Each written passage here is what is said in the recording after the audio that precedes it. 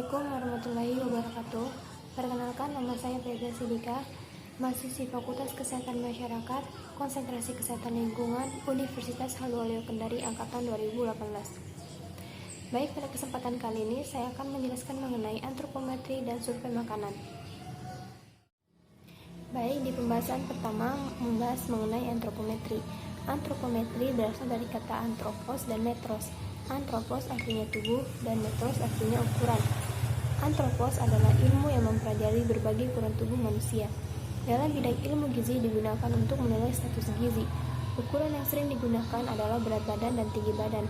Ukuran-ukuran antropometri tersebut bisa berdiri sendiri untuk menentukan status gizi dibanding baku atau berupa indeks dengan membandingkan ukuran lainnya seperti BB per U, BB per TB, TB per U. Secara umum, antropometri artinya ukuran tubuh manusia. Ditinjau dari sudut pandang gizi, maka antropometri gizi berhubungan berbagai macam pengukuran dimensi tubuh dan komposisi dari berbagai tingkat umur dan tingkat gizi. Selanjutnya saya akan membahas mengenai cara pengukuran antropometri.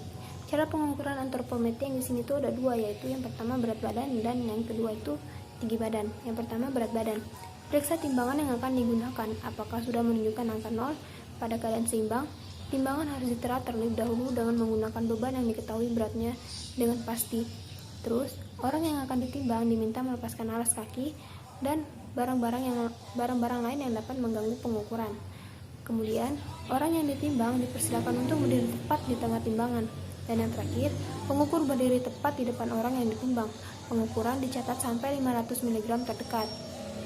Dan selanjutnya yaitu cara pengukuran antropometri tinggi badan. Yang pertama, cari tempat dengan alas rata dan dinding yang tegak lurus. Gantungkan mikrotois secara tegak lurus pada dinding dengan terlebih dahulu mengalirnya sampai angka 0. Setelah itu, orang yang akan diukur diminta melepaskan alas kaki, topi, dan lain-lain yang dapat mengganggu pengukuran tinggi badan. Dan orang yang akan diukur diminta berdiri tegak dengan mata memandang lurus ke depan. Bahu lurus, punggung dan pantat menempel di dinding, kaki rapat dan tumit menempel di dinding. Setelah itu, mikrotois ditarik ke bawah sampai tepat di puncak kepala. Dan yang terakhir, pembacaan sampai milimeter terdekat dilakukan dengan mata memandang sejajar dengan jarum petunjuk mikrotois. Setelah melakukan pengukuran tinggi badan dan berat badan, maka yang akan dicari adalah pengukuran IMT.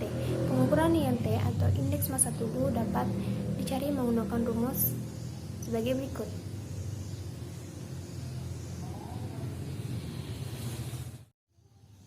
Selanjutnya yaitu survei konsumsi makanan.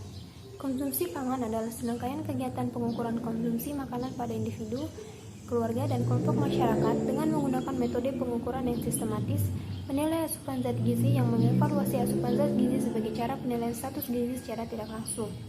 Berdasarkan kerangka berpikir demikian, maka survei konsumsi pangan penduduk menjadi salah satu alasan penting dalam menelaah dinamika konsumsi pangan serta dampak penyerta bagi gizi dan kesehatan. Ada dua metode yang dilakukan untuk melakukan survei makanan. Yang pertama yaitu metode Food Result 24 jam dan metode frekuensi makanan atau FFQ. Yang pertama itu metode Food Result 24 jam. Metode Food Result 24 jam adalah metode mengingat tentang pangan yang dikonsumsi pada periode 24 jam terakhir, dari waktu tengah malam sampai waktu tengah malam lagi, atau dari bangun tidur sampai bangun tidur lagi, yang dicatat dalam ukuran rumah tangga atau URT. Prinsip metode Food Result 24 jam adalah wawancara untuk menggali makanan yang telah dikonsumsi pada periode 24 jam, dari bangun tidur sampai bangun tidur lagi. Dalam hal ini, wawancara adalah proses memperoleh keterangan untuk tujuan mendapatkan data individu atau keluarga. Adapun kuesioner yang dipakai pada saat metode Food Result 24 jam dalam melakukan wawancara adalah seperti yang ada di gambar.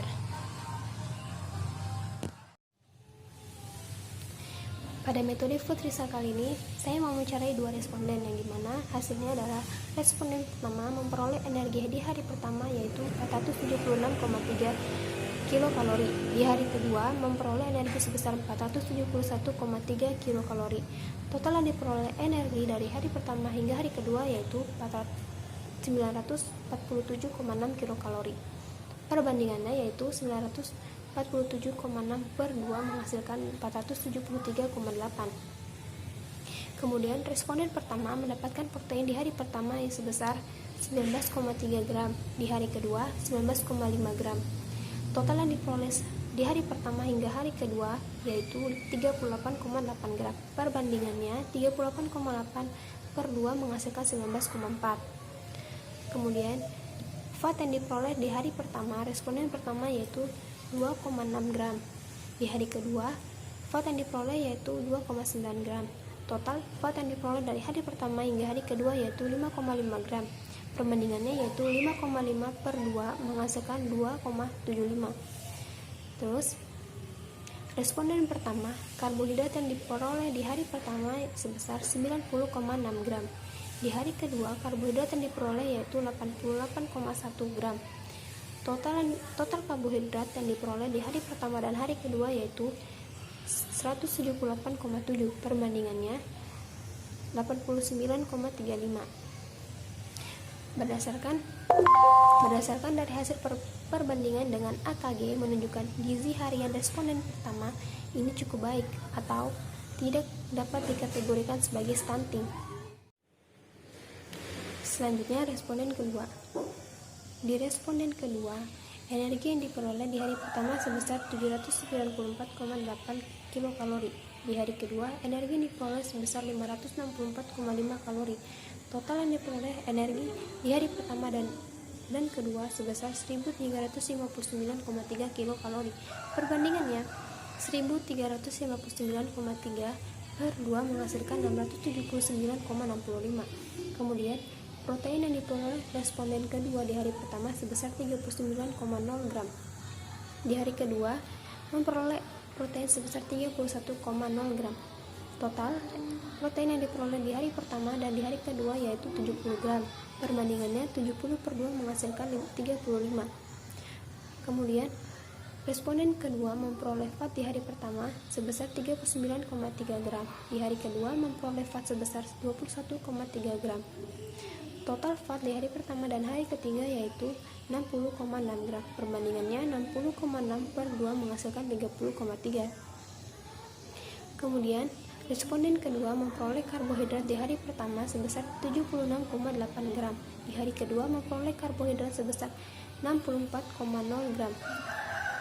Total karbohidrat di hari pertama dan kedua yaitu sebesar 140,8 gram. Perbandingannya 140,8 per 2 menghasilkan 70,4. Berdasarkan dari hasil perbandingan dengan AKG menunjukkan gizi harian dari responden kedua ini kurang baik atau bisa dikategorikan sebagai stunting. Metode selanjutnya yaitu metode frekuensi makanan atau FFQ. Metode frekuensi makanan sering juga disebut FFQ adalah metode untuk mengetahui atau memperoleh data tentang pola dan kebiasaan makan individu pada kurun waktu tertentu, biasanya 1 bulan, tetapi dapat juga 6 bulan atau 1 tahun terakhir. Terdapat dua bentuk metode frekuensi makanan yaitu metode FFQ kualitatif dan metode FFQ kuantitatif. Metode frekuensi makanan kualitatif sering juga disebut sebagai metode FFQ. Metode ini tergolong pada metode kualitatif karena pengukurannya menekankan pada frekuensi makanan. Sedangkan metode frekuensi semi kuantitatif atau sering disebut dengan SFFQ adalah metode untuk mengetahui gambaran kebiasaan asupan gizi individu pada kurun waktu tertentu.